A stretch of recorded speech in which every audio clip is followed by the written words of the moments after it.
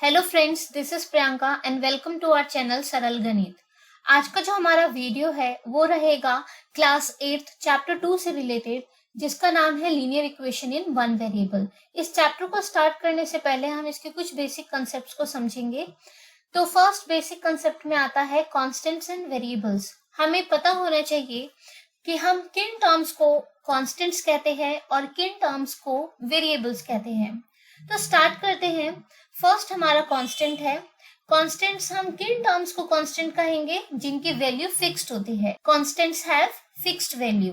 Okay, like example के लिए हम लेंगे 0, 1, 2, 3, 4, 5, 6। सिंपली हम ये समझेंगे कि जो सिंपल नंबर्स होते हैं वो कांस्टेंट्स हैं, क्योंकि उनकी जो वैल्यू है वो हमेशा फिक्स्ड रहती है। जैसे 1 हमेशा 1 ही रहेगा, 2 हमेशा 2 ही रहेगा, इनकी वैल्यू चेंज नहीं होती। इसलिए अगर हम सिंपल नंबर्स की बात करें तो सिंपल नंबर्स जो होते हैं वो क्या होते हैं? कांस्टेंट्स। नेक्स्ट हम मूव करते हैं वेरिएबल्स की तरफ। अब किस टर्म्स को हम वेरिएबल बोलते हैं? वो टर्म्स वेरिएबल होती हैं जिनकी वैल्यू फिक्स्ड नहीं होती। They do not have fixed value. Example, alphabets. देखो, जब भी हमें मैथ्स के अंदर कोई एज से रिलेटेड क्वेश्चन दिया जाता है, फॉर एग्जाम्पल हमें क्वेश्चन में दिया गया है आपको राम की एज फाइंड करनी है, तो हमें नहीं पता राम की एज क्या है, तो हम एज्यूम करते हैं ना कि let the present age of Ram be x years. अब वो x क्या है? वो x कुछ भी हो सकता है। क्वेश्चन सॉल्व करने के बाद हमें पता चले कि जो राम है वो 1 मंथ का है, या फिर ये भी हो सकता है कि वो 10 इयर्स का हो, या फिर वो 30 इयर्स का भी हो सकता है। तो x की वैल्यू जो है वो कुछ भी हो सकती है, वो फिक्स्ड नहीं है। तो इसलिए हम x को क्या बोलते हैं? वेरिएबल। तो हमें ये समझ आया कि जो सिंपल अल्फाबेट्स हैं उनको हम क्या बोलते हैं? वेरिएबल्स। क्यों कहते हैं? क्योंकि they do not have fixed values. उनकी जो वैल्यूज होती है वो फिक्स्ड नहीं होती, वो कुछ भी हो सकती है, वो वेरी कर सकती है। क्लियर है? तो कांस्टेंट और वेरिएबल में हमने क्या समझा? जो सिंपल नंबर्स होते हैं उनको हम कांस्टेंट बोलते हैं because they have fixed value, and जो अल्फाबेट्स होते हैं हम उनको वेरिएबल्स बोलते हैं because they do not have fixed value. Clear? Next हम मूव करते हैं अलजेब्रिक एक्सप्रेशन की तरफ। अलजेब्रिक एक्सप्रेशन क्या है? बहुत सिंपल सी चीज है। अलजेब्रिक एक्सप्रेशन एक कॉम्बिनेशन है किसका? वेरिएबल्स एंड कांस्टेंट्स का। देखो x, y ये सब क्या है? वेरिएबल। और कांस्टेंट्स क्या है? 1। ये चीज क्लियर है?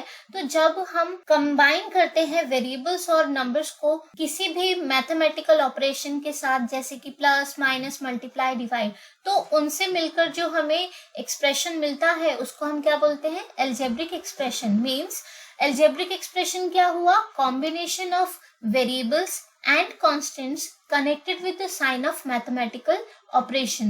ये चीज क्लियर है? मूव करते हैं हम इक्वेशन की तरफ। इक्वेशन हम किसे कहते हैं? जब किसी भी अलजेब्रिक एक्सप्रेशन के अंदर अगर इक्वल का साइन आ जाता है तो हम उसको क्या बोलते हैं? इक्वेशन। क्योंकि इक्वल का साइन हमें बताता है कि लेफ्ट हैंड साइड जो है वो राइट हैंड साइड के इक्वल है। ये चीज क्लियर है? तो कोई भी अलजेब्रिक एक्सप्रेशन, कोई भी स्टेटमेंट जब उसके अंदर इक्वल का साइन आता है तो हम उसको इक्वेशन कहते हैं। क्लियर? जैसे यहाँ पे इक्वल का साइन है 2x + 1 = 0, एंड यहाँ पर क्या है? x + y = 1। तो कोई भी एग्जाम्पल हम ले सकते हैं। नाउ अब हम मूव करते हैं हमारे फोर्थ कंसेप्ट की तरफ, that is linear equation with one variable.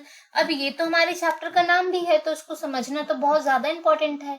Linear equation with one variable का मतलब क्या होता है? देखो, इक्वेशन अभी हमने पढ़ा, कोई भी ऐसे अलजेब्रिक एक्सप्रेशन का स्टेटमेंट जिसमें इक्वल का साइन हो हम उसको इक्वेशन कहते हैं। अब ये वन वेरिएबल क्या है? वन वेरिएबल यानी कि उस इक्वेशन के अंदर सिर्फ एक ही वेरिएबल को यूज किया जाएगा। या तो आप सिर्फ x को यूज कर लो, या फिर आप सिर्फ y को यूज कर लो, या फिर आप सिर्फ z को यूज कर लो। मीन्स उसके अंदर सिर्फ एक ही वेरिएबल को यूज किया जाएगा और किसी वेरिएबल को यूज नहीं किया जाएगा। तो हमें इक्वेशन एंड वन वेरिएबल का कंसेप्ट तो समझ आया, बट ये लीनियर क्या है? लीनियर का मतलब होता है कोई भी एक ऐसी इक्वेशन जिसके अंदर वेरिएबल की हाईएस्ट पावर क्या हो? 1। हाईएस्ट पावर कितनी होनी चाहिए? 1। अगर मैं इस एक्सप्रेशन में देखूं तो इस एक्सप्रेशन के अंदर क्या है? यहाँ पर जो वेरिएबल है x उसकी हाईएस्ट पावर कितनी है 3, तो ये लीनियर इक्वेशन के अंदर काउंट नहीं होगा। लीनियर इक्वेशन के अंदर काउंट क्यों नहीं होगा? क्योंकि इसकी पावर 3 है। अब अगर हम अपने लीनियर इक्वेशन वाले एग्जाम्पल में देखें, यहाँ क्या है y + 1 = 5। यहाँ y की कोई पावर नहीं है, तो हमने क्या मानेंगे, y की पावर क्या है 1। अब क्योंकि यहाँ पे y की पावर 1 है, तो इसीलिए हम इस इक्वेशन को क्या कहेंगे, लीनियर इक्वेशन। ये चीज क्लियर है, क्योंकि y की पावर 1 है। अब दूसरे एग्जाम्पल की तरफ देखें तो क्या है, y² + y + 1 = 5। ये इक्वेशन तो है क्योंकि इसमें इक्वल का साइन है, ये 1 वेरिएबल के साथ भी है क्योंकि सिर्फ y यूज किया गया है, बट ये लीनियर के अंदर काउंट नहीं होगा क्योंकि यहाँ पे जो y है उसकी हाईएस्ट पावर कितनी है 2, इसलिए ये लीनियर इक्वेशन के अंदर काउंट नहीं होगा। लीनियर इक्वेशन सिर्फ क्या है, ऐसी इक्वेशन जिसमें वेरिएबल की हाईएस्ट पावर कितनी हो 1। क्लियर है कंसेप्ट? मूव करते हैं अब हम अपनी एक्सरसाइज की तरफ, दैट इज एक्सरसाइज 2.1। एक्सरसाइज 2.1 के अंदर हमें क्या कहा गया है, हमें बोला है सॉल्व द फॉलोइंग इक्वेशंस। हमें इन इक्वेशंस को सॉल्व करना है। किसी भी इक्वेशन को सॉल्व करने का मतलब होता है कि उस इक्वेशन में जो भी आपको वेरिएबल दे रखा है, आपको इसकी वैल्यू को फाइंड करना है। आपको ये चीज पता होगा फ्रेंड्स कि जब भी हम किसी इक्वेशन को सॉल्व करते हैं तो इक्वल्स टू के दूसरी साइड जब हम किसी भी नंबर को शिफ्ट करते हैं तो उनका साइन चेंज होता है। मतलब अगर कोई भी नंबर लेफ्ट हैंड साइड पर माइनस हो रहा है तो वो राइट हैंड साइड पे जाकर क्या हो जाएगा, प्लस। उसी तरह से अगर कोई भी नंबर लेफ्ट हैंड साइड में प्लस हो रहा है तो वो राइट हैंड साइड पर जाकर क्या हो जाएगा, माइनस हो जाएगा। ये चीज क्लियर है? तो इसी चीज को ध्यान में रखते हुए हम इन इक्वेशंस को सॉल्व करते हैं। फर्स्ट इक्वेशन हमारी है x - 2 = 7। अब इसको कैसे सॉल्व करेंगे, -2 जो है यहाँ पे माइनस हो रहा है, उसको इधर ले जाके हम क्या करेंगे, प्लस। तो -2 इधर आके +2 हुआ, 7 + 2 हमारा आंसर कितना आ गया 9। हमें x की वैल्यू मिल गई। उसी तरह से क्वेश्चन नंबर हम 2 करेंगे, y + 3 = 10। सॉल्व करने के लिए हमें क्या करना पड़ता है, वेरिएबल को हम एक तरफ रखते हैं और सभी कांस्टेंट नंबर्स को दूसरी तरफ ले जाते हैं। तो +3 उधर जाके क्या होगा, -3, 10 में से 3 गए, आंसर कितना आ गया 7। नेक्स्ट हमारा है क्वेश्चन 3, 6 = z + 2। अगेन हम वेरिएबल को एक तरफ रखेंगे और कांस्टेंट नंबर को हम दूसरी साइड ले जाएंगे। +2 इधर आके क्या हो जाएगा, -2 एंड 6 में से 2 गया, आंसर इज 4। बहुत सिंपल है। क्वेश्चन नंबर 4 में क्या है, 3/7 + x = 17/7। तो इसको भी हम उसी तरह से सॉल्व करेंगे। x को यानी कि अपने वेरिएबल को हम एक तरफ रखेंगे और सभी नंबर्स को दूसरी साइड हम शिफ्ट कर देंगे। 3/7 के आगे यहाँ पे कोई साइन नहीं है तो हम क्या एज्यूम करेंगे, +3/7। ये +3/7 उधर जाएगा तो ये क्या बन जाएगा, -3/7। अब यहाँ पे क्या है, 17/7 -3/7, दोनों का डिनोमिनेटर सेम है। तो डिनोमिनेटर सेम होता है, ऐसे फ्रैक्शंस को हम क्या बोलते हैं, लाइक फ्रैक्शंस। इसका denominator as it is. Now numerator में क्या लिखेंगे, 17 - 3। 17 में से 3 गया, आंसर इज 14। अब ये 14/7 तो आपस में कैंसिल हो रहे हैं तो हम इसको कैंसिल करेंगे। 7 1s are 7 and 7 2s are 14। तो आंसर हमारा कितना आ गया, x = 2। मूव करते हैं क्वेश्चन नंबर 5 की तरफ, 6x = 12। अब यहाँ पे जो 6x है, जब भी किसी वेरिएबल के साथ कोई नंबर लिखा होता है और उनके बीच में कोई साइन नहीं होता तो हम मल्टीप्लिकेशन मान के चलते हैं। मतलब ये जो 6x है वो एक्चुअल में क्या हो रहा है, 6 इज मल्टीप्लाइड विद x। 6 जो है x के साथ मल्टीप्लाई हो रहा है। तो अगर 6 यहाँ पे मल्टीप्लाई हो रहा है तो दूसरी साइड जाएगा तो क्या हो जाएगा, डिवाइड हो जाएगा। क्योंकि जब कोई भी नंबर इक्वल्स टू के एक तरफ से दूसरी तरफ जाता है तो उसका साइन चेंज होता है। प्लस बन जाता है माइनस, माइनस बन जाता है प्लस, मल्टीप्लाई बन जाता है डिवाइड और डिवाइड बन जाता है मल्टीप्लाई। उसी तरह से हमारा ये 6 × x दूसरी साइड आके क्या हो जाएगा, डिवाइड हो जाएगा। तो 12 को हमने 6 से डिवाइड किया, हमारा आंसर कितना आ गया, 2। x = 2। मूव करते हैं हम क्वेश्चन नंबर 6 की तरफ। क्वेश्चन नंबर 6 है t / 5 = 10। अब हमें t की वैल्यू निकालने के लिए 5 को दूसरी साइड ले जाना पड़ेगा और क्योंकि 5 यहाँ पे डिवाइड हो रहा है तो वो दूसरी साइड जाके 10 से मल्टीप्लाई हो जाएगा। 10 × 5 कितना होता है, 50। तो हमारा t का आंसर कितना आया, t = 50। Now question number 7, question number 7 है 2x divided by 3 equals to 18। अब हम इसमें 1 बाय 1 नंबर्स को दूसरी साइड जो है शिफ्ट करेंगे। 3 यहाँ पे डिवाइड हो रहा है तो दूसरी साइड जाके वो क्या हो जाएगा, मल्टीप्लाई, 18 के साथ मल्टीप्लाई। उसी तरह से 2x यानी कि 2 मल्टीप्लाई बाय x, 2 अगर यहाँ x के साथ मल्टीप्लाई आ रहा है तो वो दूसरी साइड जाके सभी नंबर्स को क्या कर देगा, डिवाइड। तो इस तरह से हमने क्या देखा कि 18 और 2 जो है आपस में कैंसिल हो रहे, कैंसिल करेंगे। 2 1s are 2 and 2 9s are 18। अब 9 इंटू 3 हमारे पास बचा तो 9 इंटू 3 कितना होता है, 27। तो इसी तरह से हमें x की वैल्यू क्या मिली, 27। मूव करते हैं वो हमारा क्वेश्चन नंबर 8 की तरफ। क्वेश्चन नंबर 8 जो है एग्जाम पॉइंट ऑफ व्यू से बहुत ही ज्यादा इंपॉर्टेंट है। क्वेश्चन नंबर 8 में लिखा है 1.6 is equals to y divided by 1.5। अब हमें क्या करना है, y की वैल्यू निकालनी है। y को एक तरफ रखेंगे और 1.5 को दूसरी साइड ले जाएंगे। क्योंकि 1.5 जो है y को यहाँ पे डिवाइड कर रहा है तो वो दूसरी साइड जाके 1.6 को क्या करेगा, मल्टीप्लाई, साइन चेंज हो जाएगा, क्लियर। डिवाइड क्या बन जाएगा, मल्टीप्लाई।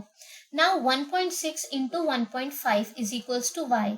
अब हमें 1.6 को 1.5 से मल्टीप्लाई करना है। बहुत सिंपल है, डेसिमल इग्नोर करो, सिंपल 16 इंटू 15 करो।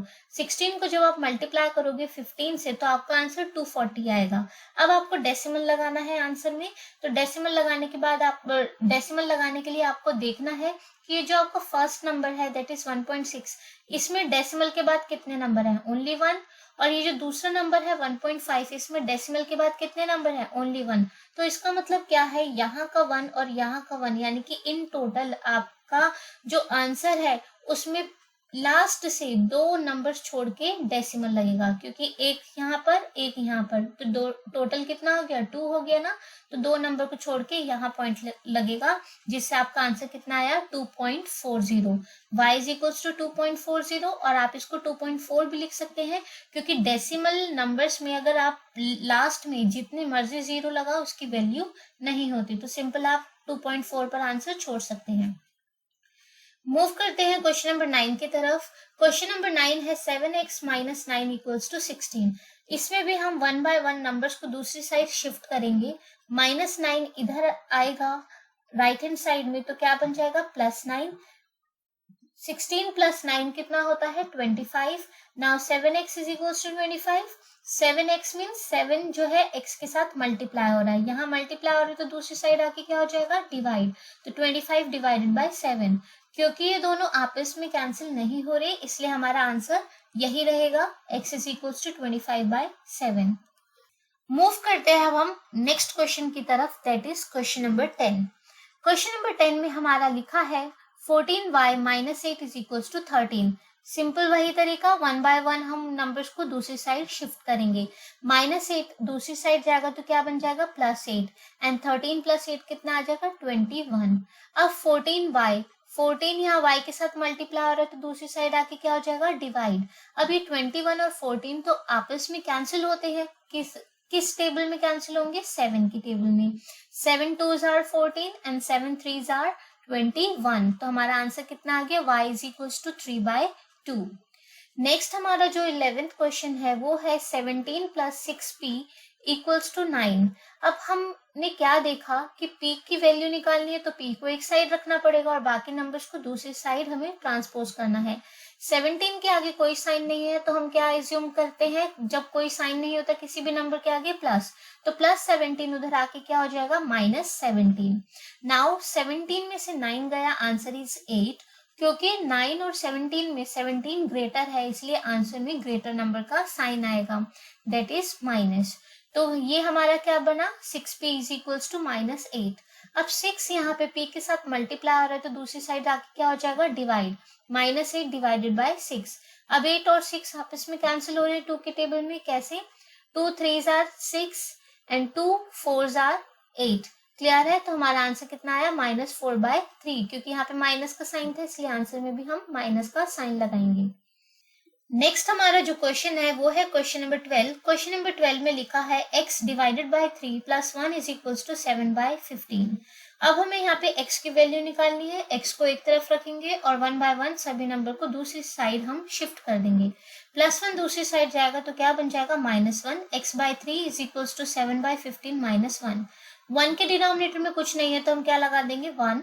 अब हम देखेंगे कि डिनोमिनेटर्स जो है दोनों फ्रैक्शंस के अलग हैं। यहाँ 15 है, यहाँ 1 है, तो हमें क्या करना पड़ेगा, एलसीएम लेना पड़ेगा। 15 और 1 का जो एलसीएम होता है वो 15 ही होता है। अब एलसीएम को डिनोमिनेटर से डिवाइड, 15 डिवाइडेड बाय 15 इज 1। अब जो डिवाइड करने पर आंसर आया उसको न्यूमरेटर से क्या करना है, multiply. 1 into 7 is 7। Now 15 divided by 1 is 15। अब जो 15 आया उसको 1 से मल्टीप्लाई करो, 15 1 जा 15, तो यहाँ पे हमने 15 लिख दिया। अब जो है हम क्या करेंगे, 15 में से 7 को माइनस करेंगे। 15 माइनस 7 कितना होता है, 8। जब भी आप किसी भी नंबर को प्लस या माइनस करते हैं तो आंसर में जो साइन होता है वो ग्रेटर नंबर का आता है। 15 इज ग्रेटर देन 7, तो जो साइन है वो किसका आएगा, माइनस का। किस तरह से हम लिखेंगे, x/3 is equals to -8/15। Now यहाँ पर हमने देखा कि x के साथ अभी 3 भी है, तो 3 को भी हम दूसरी साइड शिफ्ट करेंगे। 3 जो है यहाँ पे x को डिवाइड कर रहा है, तो वो दूसरी साइड जाकर क्या हो जाएगा, मल्टीप्लाई। 3 दूसरी साइड जाके 8 से मल्टीप्लाई हो गया, किस तरह से, -8 into 3 डिवाइडेड बाय 15। अब हम देखते हैं न्यूमरेटर और डिनोमिनेटर में 3 and 15 है जो एक दूसरे को कैंसिल करते हैं। क्लियर है किस तरह से, 3 1s are 3 and 3 5s are 15। तो हमारा जो आंसर बचा है वो है x इज इक्वल्स टू -8/5। इसी के साथ हमारी 2.1 जो है कंप्लीट होती है। आई होप आपको ये क्वेश्चंस बहुत अच्छे से समझ आए होंगे। आप इसकी घर पे बैठ के प्रैक्टिस कीजिए। नेक्स्ट वीडियो के अंदर हम 2.2 लेंगे। अगर आपको इस वीडियो से रिलेटेड कोई डाउट है तो आप कमेंट करके बता सकते हैं। Till then bye bye.